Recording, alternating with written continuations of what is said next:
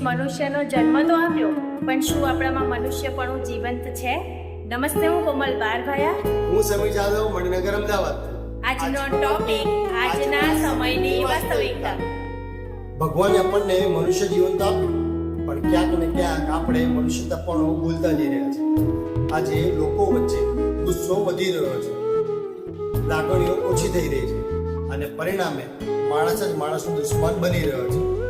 આજે સમાજમાં અનેક એવા કિસ્સા થઈ રહ્યા છે જે આપણને અંદરથી હચમચાવી દે છે. નાની બાળકીઓને ત્યજી દેવામાં આવે છે, નાની દીકરીઓ અને નાની બાળકીઓ પર બળાત્કાર અને અત્યાચારના કેસ થઈ રહ્યા છે. તો ક્યાંક માણસ દ્વારા માણસની નિર્મમ હત્યા કરવામાં આવે છે.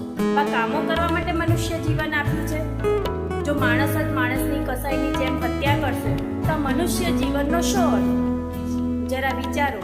ભગવાને મનુષ્યને પ્રેમ કરવા, દયા રાખવા અને એકબીજાનો સહારો કરવા માટે મોકલેલા છે.